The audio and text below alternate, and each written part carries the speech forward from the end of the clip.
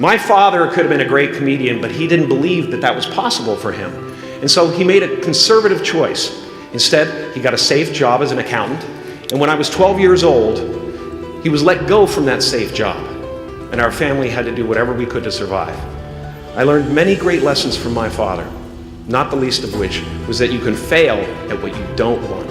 So you might as well take a chance on doing what you love.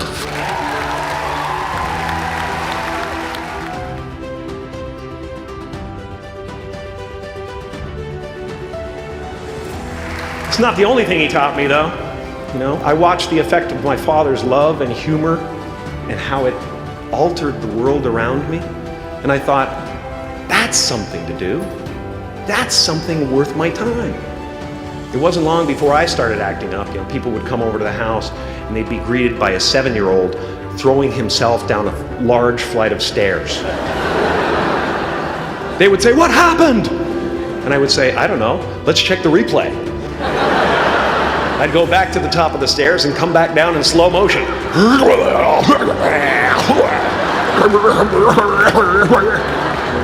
It was a very strange household. My father used to brag that I wasn't a ham, I was the whole pig. And he treated my talent as if it was his second chance. When I was about 28, after a decade as a professional comedian, I realized one night in LA that the purpose of my life had always been to free people from concern, just like my dad. And when I realized this, I dubbed my new devotion the Church of Freedom from Concern. And I dedicated myself to that ministry.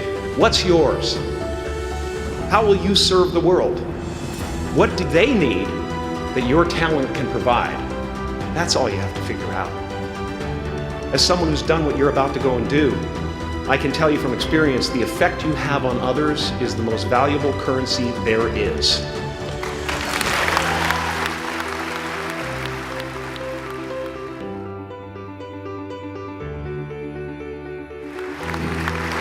Because everything you gain in life will rot and fall apart, and all that will be left of you is what was in your heart. My choosing to free people from concern got me to the top of a mountain. Look where I am. Look what I get to do. Everywhere I go.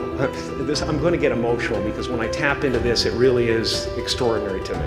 I did something that made people present their best selves to me wherever I go. I've often said that I wished people could realize all their dreams and wealth and fame, and so that they could see that it's not where you're going to find your sense of completion. Like many of you, I was concerned about going out into the world and doing something bigger than myself, until someone smarter than myself made me realize that there is nothing bigger than myself.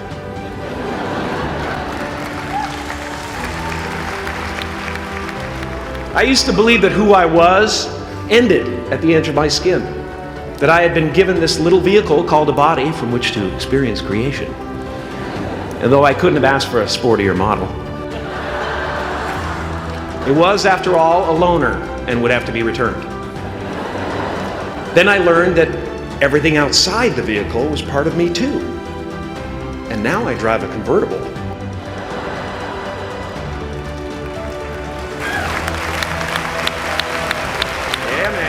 Top down, wind of my hair. Woo! I am elated and truly excited to be present and fully connected to you at this important moment in your journey.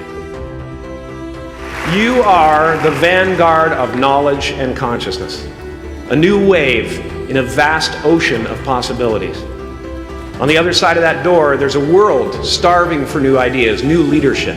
I've been out there for 30 years. She's a wildcat. Oh, she'll rub up against your leg and purr until you pick her up and start petting her, and then out of nowhere she'll swat you in the face.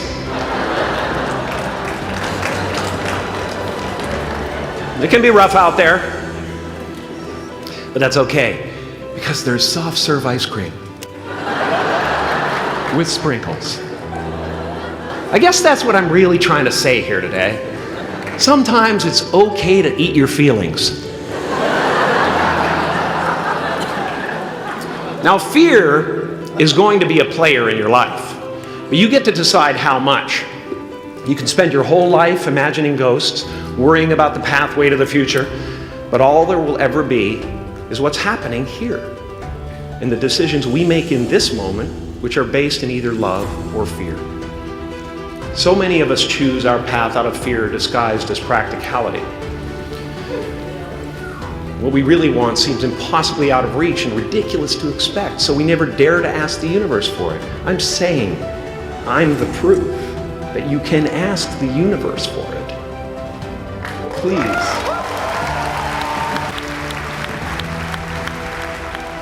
I had a substitute teacher from Ireland in the 2nd grade that told my class during morning prayer that when she wants something, anything at all, she prays for it and promises something in return, and she always gets what she wants.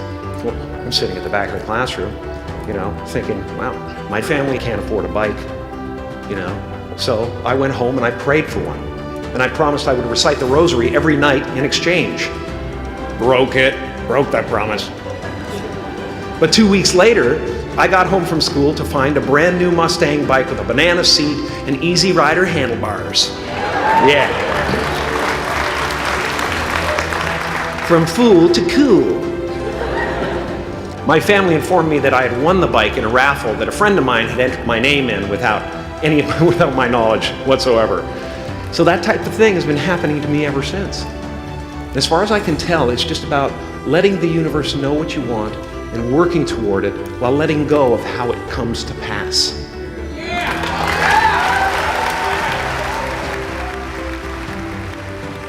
Your job is not to figure out how it's going to happen for you, but to open the door in your head.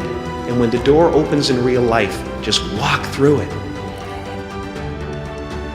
And don't worry if you miss your cue, because there's always doors opening.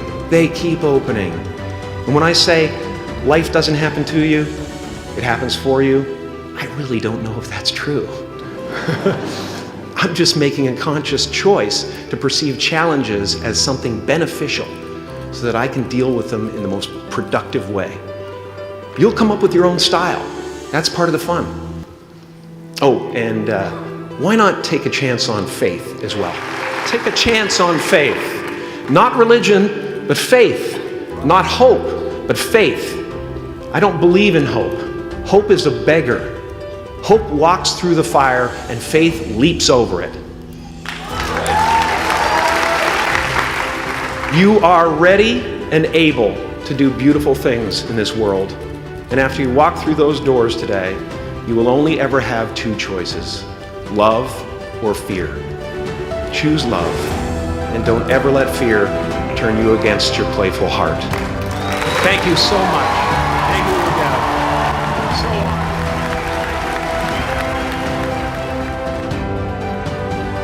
So relax and dream up a good life.